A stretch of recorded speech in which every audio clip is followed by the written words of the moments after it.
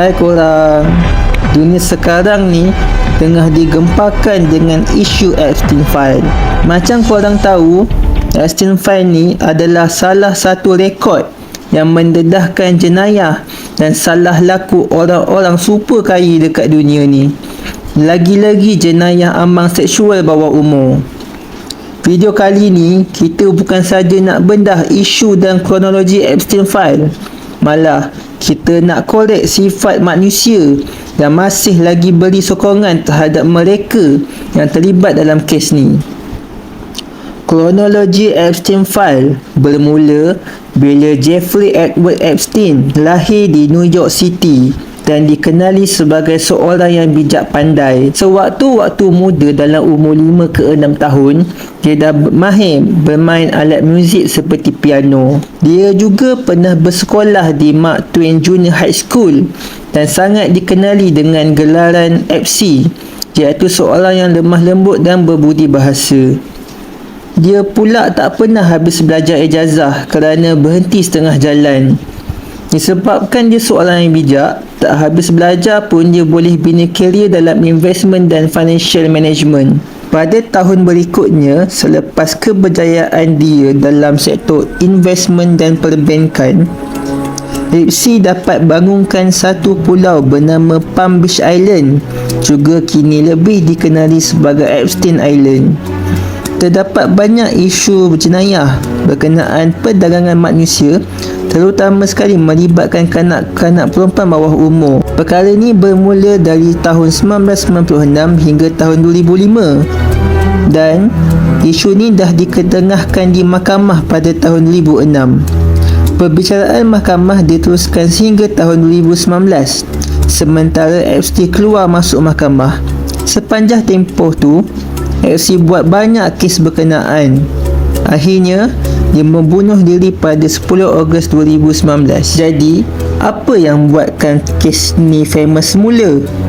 Kes ini timbul pada pertengahan tahun 2025 dan rekod Epstein File mula dikemukakan pada awal tahun 2026, membawa kepada pertuduhan terhadap Presiden Amerika Syarikat Donald J. Trump dan juga beberapa individu terkaya dunia seperti Elon Musk dan Bill Gates. Persoalannya, bagaimana kes Epstein File ni dapat menjelaskan tentang sifat semula jadi manusia?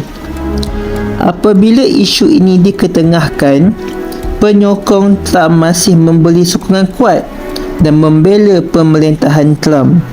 Bukan itu saja, golongan konservatif radikal ini juga turut terus mengganggu kepala terhadap setiap tindakan Trump yang menggugat keamanan serantau.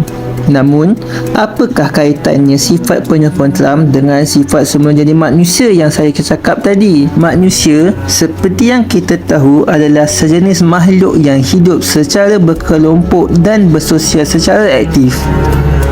Dengan itu, manusia mempunyai tendensi yang sangat tinggi untuk bergerak secara dalam kumpulan. Sebab tu juga kita ada kumpulan kawan-kawan semasa kita kecil tadika dulu, dekat sekolah, dekat universiti dan juga dekat tempat kerja. Sifat semula jadi ini juga menyebabkan manusia terjerumus dalam berkongsi dan mencipta cara fikir yang sama dan ideologi tersendiri. Maka, apabila perkara ini sampai ekstrim, wujudlah mob mentality ataupun mentaliti kambing biri-biri.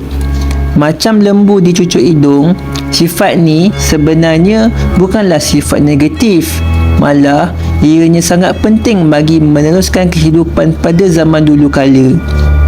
Kalau berlaku gempa bumi ataupun tanah runtuh, orang pertama yang nampak itulah orang pertama yang akan lari dulu. Kalau kita tak ikut dia lari, kita akan mati. Jadi, sifat semula jadi ni dah lama tertanam dalam tubuh manusia secara genetik. Seperti mana kita ikut orang pertama yang lari tadi, seperti itu juga kita sering obses dengan memberi sokongan terhadap seseorang individu. Tapi kegagalan dalam memahami sifat semula jadi ni juga menyebabkan kebanyakan daripada orang kita beri sokongan kepada sesetengah individu secara membuta tuli. Apa saja yang dikatanya, apa saja yang dibuatnya, semua dia sokong.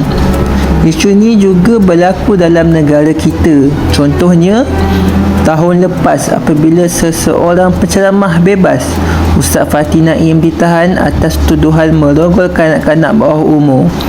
Meskipun macam tu, masih ramai lagi yang orang kita beri sokongan dan menjemput Ustaz Fatih Naim beri ceramah di masjid. Tidakkah tindakan itu macam gila? Bukan tu saja, orang kita juga gemar beri sokongan kepada golongan super kaya seperti ahli politik secara ekstrim, juga sokongan terhadap individu kayangan secara terus-menerus. Hakikatnya, mereka sudah terperangkap dalam sifat semula jadi manusia yang tidak terkawal. Jadi, sebagai penonton, sampai bilakah kita nak terperangkap macam ni?